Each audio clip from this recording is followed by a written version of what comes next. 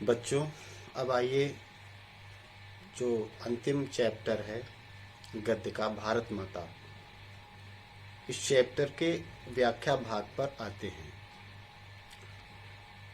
तो मैं इसका ससुर वाचन करके उसके बाद उसकी व्याख्या करूंगा। अक्सर जब मैं एक जलसे से दूसरे जलसे में जाता होता और इस तरह चक्कर काटता रहता होता था, तो इन जलसों में मैं अपने सुनने वालों से अपने इस हिंदुस्तान या भारत की चर्चा करता था। भारत एक संस्कृत शब्द है और इस जाति के परंपरागत संस्थापक के नाम से निकला हुआ है। मैं शहरों में ऐसा बहुत कम करता, क्योंकि वहां के सुनने वाले लोग बहुत ज्यादा सयाने थे और उन्हें दूसरे ही किस्म की ग़िज़ा की जरूरत थी। लेकिन किसानों से, जिनका नजरिया महदूद था, मैं इस बड़े देश की चर्चा करता, जिसकी आज़ादी के लिए हम लोग कोशिश कर रहे थे, और बताता कि किस तरह देश का एक हिस्सा दूसरे से जुदा होते हुए भी हिंदुस्तान एक था। मैं उन मसलों का जिक्र करता जो उत्तर से लेकर दक्षिण तक और पूरब से लेकर पश्चिम तक किसानों के लिए एक से थे, और स्वराज्य का भी जिक्र करता जो थोड़े लोगों के लिए नहीं बल्कि सभी के फायदे के लिए हो सकता था। पंडित जवाहरलाल नेहरू भारतीय स्वाधीनता संग्राम के अनन्य सेनानियों में से थे। कांग्रेस के वरिष्ठतम लीडर्स में थे। वे भारत के बारे में बहुत गहरी जानकारी रखते थे, भारत के लोगों के बारे में, भारत के गांव के बारे में, भारत के खान पान के बारे में।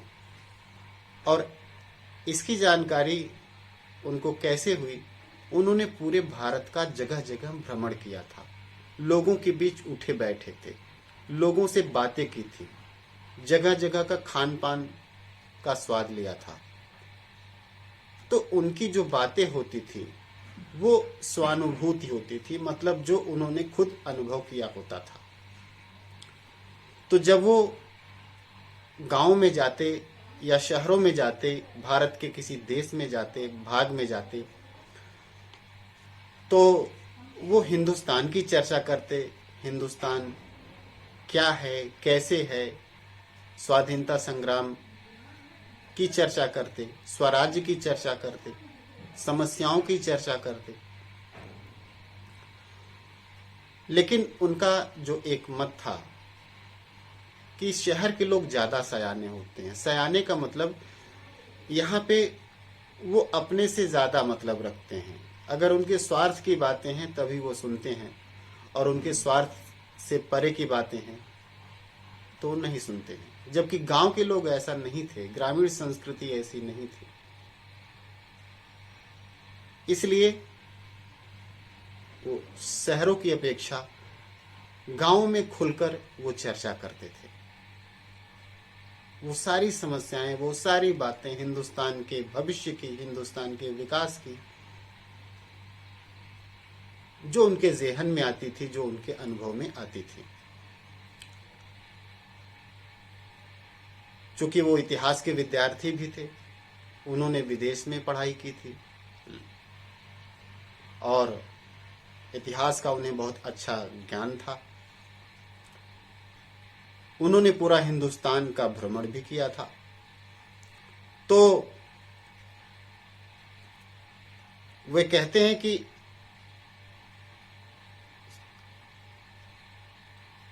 शहरों में ऐसा बहुत कम करता। वो कहते हैं कि शहरों में ये जो हिंदुस्तान की जो विभिन्न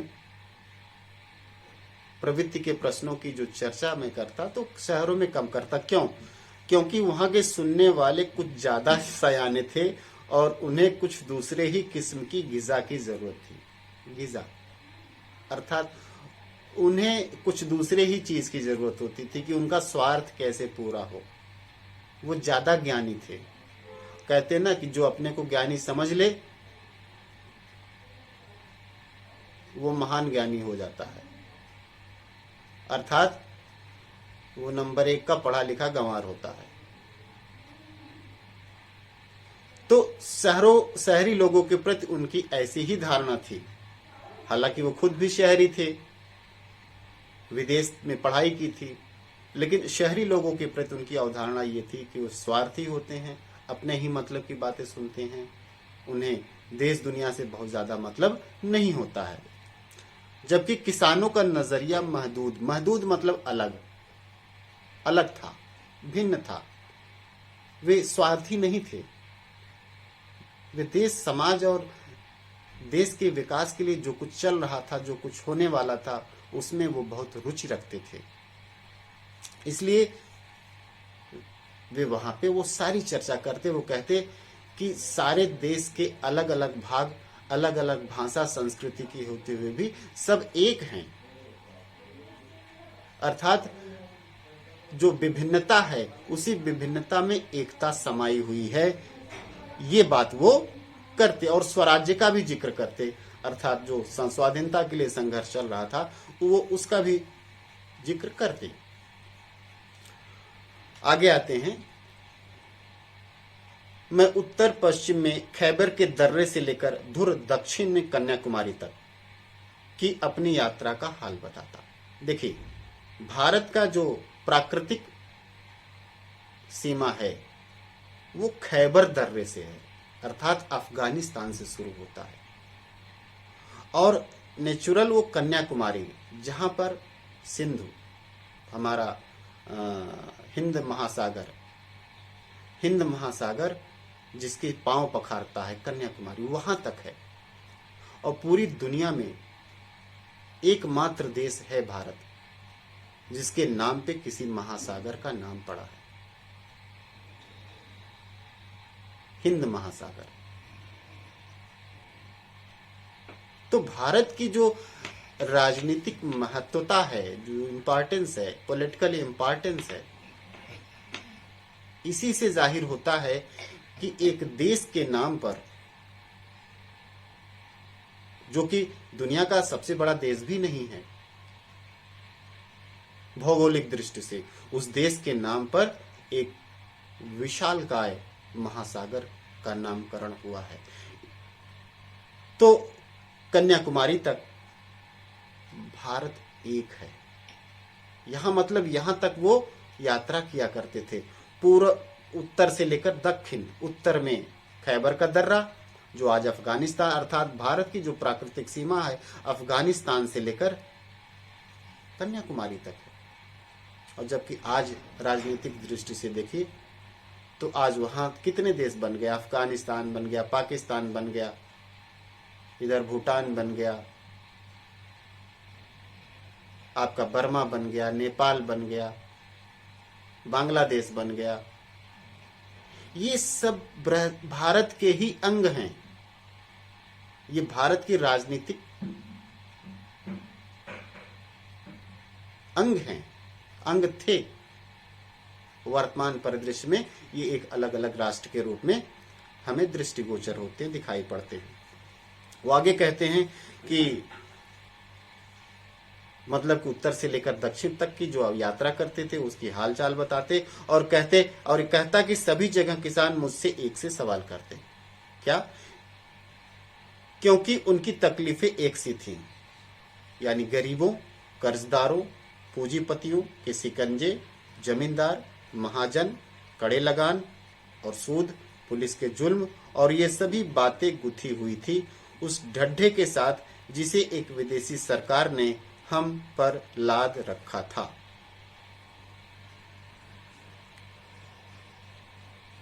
सभी जगह किसान एक सवाल करते, क्योंकि सबकी समस्याएं एक सी थी। चूंकि वो बेसिकली गांव में ही जाकर बात करते थे। और गांव की क्या समस्याएं थी? जमींदार के अत्याचार। आप याद कीजिए, वे आंखें कविता में कैसे एक किसान की पीड़ा व्यक्त की गई है। वहां पर ये कितना सटीक बैठता है। महाजन, जमींदार, सूद, पुलिस के जुल्म। देखिए ये सारी बातें उस पोयम में हैं, उस कविता में हैं। वे आंखें जिसका नाम है, जिसमें एक किसान की पीड़ा बताई गई है। कितनी मैचिंग है, कितनी समानता है। यहाँ पे पंडित जवाहरलाल नेहरू लिख रहे हैं और वहां पर एक कविता रची गई है जो इसमें किसान की बातें की गई, जिस किसान के ऊपर जुल्म की गाथा बताई गई है। वही समस्याएं उत्तर से लेकर दक्षिण तक, पूरब से लेकर पश्चिम तक। तो ये सारी समस्याएं, सूद, पुलिस के जुल्म, हर जगह यही दृष्टिगोचर होता था। और ये सब क्यों था? ये सब था विदेशी सत्ता के कारण, विदेशी शासन के कारण। उसमें भी यही बात कही गई है कविता में भी, कि स्वाधीनता के पहले कुछ और था, जब देश गुलाम नहीं हुआ था, और जब गुलाम हुआ तो ये स्थिति हो गई। वही जमींदार, महाजन, पुलिस के जुल्म, सूदखोर, सूद, ये सब सारी चीजें। तो मूल समस्या क्या थी? विदेशी शासन इनकी नजर में। यह अलग बात है कि जब देश स्वाधीन हो गया तो अपने ही विदेशी बन बैठे, अर्थात अपने ही लोग विदेशियों की तरह हम किसानों पर या फिर अन्य समाज के अन्य वर्गों पर उन्होंने शोषण और जुल्म जारी रखा, जिनके हाथ में सत्ता आई, जिनके हाथ में ताकत और पावर आई।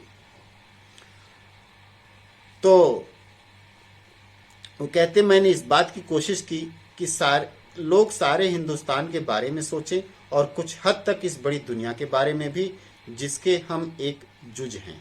जुज का मतलब एक भाग हैं, एक पार्ट हैं, अर्थात हमारा पूरा देश तो एक ही है, अफगानिस्तान से लेकर कन्याकुमारी तक, और इधर सिंध से लेकर उधर आपका आसाम तक। ये तो हमारा अपना एक राजनीतिक खाका है। लेकिन इस पूरी जो ग्लोब है, जो पूरी दुनिया है, इस दुनिया पर ये जो हमारा देश है एक भाग है, एक जुज है, एक पन्ना है, एक पृष्ठ है। तो उसको भी हम महसूस करें कि हम किसके भाग हैं और हम क्या हैं। ये दोनों ही बातें वो किसानों से, गांव ग्रामीण वासियों से चर्चा करते हैं। मैं अपनी बातचीत में चीन, स्पेन, अबिसिनिया, मध्य यूरोप, मिस्र और पश्चिमी एशिया में होने वाले कशमकशों का भी जिक्र करता। मैं उन्हें सोवियत यूनियन में होने वाली अचरज भरी तब्दीलियों का भी हाल बताता और कहता कि अमेरिका ने कैसी तरक्की की है। मतलब देश विदेश की, चूंकि वो भी देश का तो भ्रमण करते ही थे, वो विदेशों में भी जाते रहते थे, देश विदेश की खबरें बताते थे कि जैसे कि आपका चीन, स्पेन, अबिसिनिया, मध्य यूरोप, मिस्र, एशिया, जो कि वहां पर भी स्वतंत्रता आंदोलन चल रहे थे, वहां के देश भी गुलाम थे, तो वहां के स्वाधीनता आंदोलन का जिक्र करते। सोवियत यूनियन में, जो कि आज रशिया के नाम से जाना जाता है, तो वहां पर जो है कम्युनिस्टों की सरकार थी, वहां बहुत तेजी से क्या कहते हैं उसको, मार्क्सवाद पर आधारित कम्युनिस्टों की सरकार थी। तो कम्युनिस्टों के शासन में रूस प्रगति जो कर रहा था उसकी चर्चा करते, और अमेरिका जो पूंजीवादी देश था उसकी विकास की चर्चा करते। तो एक पूरे परिदृश्य, पूरे विश्व के परिदृश्य का, पूरे उसका मिजाज, उसकी तरक्की, उसका विकास, उसकी समस्याएं, वो सारी चीजें समग्र रूप से वो लोगों के सामने रखते। और ये सारी बातें सुनकर जाहिर सी बात है कि ग्रामीण वासियों को बहुत ही अचरज होता, बहुत ही आश्चर्य होता। तो वे आगे कहते हैं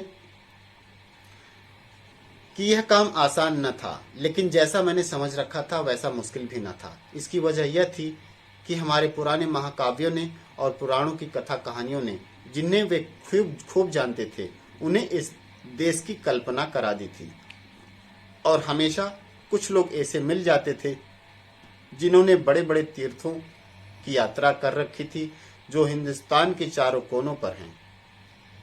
ये बहुत बड़ी बात है कि हमारे यहाँ शंकराचार्य ने जो चारों कोनों पर जो 4 तीर्थ स्थापित किए हैं और हर हिंदू के लिए एक मान्यता रखी है कि जो चारों तीर्थों को संपन्न करता है वह पुण्यात्मा बनकर एक प्रभु के चरणों में लीन होता है। यह तो एक धार्मिक अवधारणा थी, लेकिन इसके पीछे की जो एक सामाजिक समरसता और ज्ञान और सामाजिक जो एक भावना, एकता की भावना छिपी हुई थी, वो यह थी कि इस बहाने पूरब पश्चिम उत्तर, इसीलिए देश के चारों कोनों पर ये चार तीर्थ स्थापित किए थे कि हर हिंदू देश के चारों कोनों में जाएगा, चारों दिशाओं में जाएगा, उसे हर संस्कृति का ज्ञान होगा, हर क्षेत्र का ज्ञान होगा। इससे वो भारत की जो भौगोलिक और राजनीतिक, धार्मिक, सांस्कृतिक जो एकता है उसकी अनुभूति कर पाएगा। जब एक ही मंदिर में उत्तर, पूरब, पश्चिम, दक्षिण सब एक साथ सिर नवाएंगे, एक साथ कर्मकांड संपन्न करेंगे, एक साथ मंत्र बोलेंगे, तो एकता तो स्वयमेव स्थापित हो जाएगी। जबकि उनकी भाषा अलग है, उनका खान पान अलग है, उनका पहनावा अलग है। तो ये जो भावना थी चारों तीर्थों को स्थापित करने के पीछे की, वो बहुत ही दूरदर्शी थी। और इसका उस समय स्पेशली जब संचार के साधनों का अभाव था, जो लोग यात्रा करते थे, अगर 10, 20, 50 गांव में भी एक बंदा चारों तीर्थों की यात्रा कर लेता था तो उसे महापंडित, महाज्ञानी और बहुत पुण्यात्मा माना जाता था। और लोग उसकी बातों को कभी अवॉइड नहीं करते थे, उसे आदर्श मानते थे, क्योंकि उसे एक तो धार्मिक नजरिया तो था ही, उसे हर पूरे देश की मिट्टी की, पूरे देश के संस्कृति का ज्ञान हो जाता था। ये सबसे बड़ी बात तो ये थी, जो कि भारतीय राजनीतिक एकता के लिए बहुत ही जरूरी था। तो जवाहरलाल नेहरू को भी ऐसे लोग मिल जाते थे जो चारों तीर्थों की यात्रा किए हुए रहते थे, तो वे उनकी बात को सपोर्ट करते थे, वे उनकी बात से सहमति जताते थे। हाँ, नहीं, आप ऐसा सही कह रहे हैं, ऐसा ही है। तो उनकी बातों को, उनकी सहमति को देखकर अन्य सारे लोग भी उनकी बातों से, पंडित जवाहरलाल नेहरू की बातों से सहमत होते थे और उन्हें भी बहुत पुण्यात्मा, ज्ञानी और धर्मात्मा मानते थे। इसीलिए उनका नाम पंडित पड़ा, पंडित जवाहरलाल नेहरू।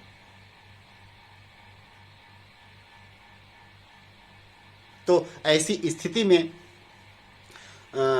वो चर्चाएं किया करते थे, हिंदुस्तान के चारों कोनों पर हैं, या हमें पुराने सिपाही मिल जाते जिन्होंने पिछली बड़ी जंग में या घावों के सिलसिले में, धावों के सिलसिले में विदेशों में नौकरियां की थी। 37 के बाद जो आर्थिक मंदी पैदा हुई थी, उसकी वजह से दूसरे मुल्कों के बारे में मेरे हवाले उनकी समझ में आ जाते थे। मेरे हवाले का मतलब उदाहरण, जो मैं उदाहरण देता था विभिन्न देशों के, विभिन्न क्षेत्रों के, विभिन्न प्रांतों के, विभिन्न संस्कृतियों के, विभिन्न भाषाओं और खान पान के बारे में, तो जो भी मैं उदाहरण देता था, ऐसे सैनिक जो विदेशों में जाके नौकरी करते थे या जंग लड़े हुए थे अंग्रेजी सेना में शामिल होकर विदेशों में, क्योंकि वो विदेश में गए थे तो वहाँ की चीज़ों के बारे में जानते थे और वो सहमति व्यक्त करते थे। और इस तरह से उनकी बातों को एक आम सहमति के दायरे में देखकर लोग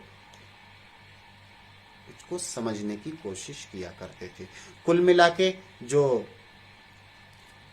जवाहरलाल नेहरू की जो बातें हैं, वो ग्रामीण बहुत ही सीरियसली, गंभीरता से सुनते थे, जबकि शहरी उनका एक निराशापूर्ण ये एक भाव उनका है कि शहरी लोग नहीं सुनते थे, गांव के लोग सुनते थे और उस पर सहमत व्यक्त करते थे और उसे अपने ज़हन में अंकित कर लेते थे। तो ये लगभग मैं समझता हूँ कि ये आधा चैप्टर हो चुका है, आधे से ज़्यादा ही लगभग हो गया है। तो इसका जो अगला भाग है वो कल हम व्याख्या का अगला भाग संपन्न करेंगे।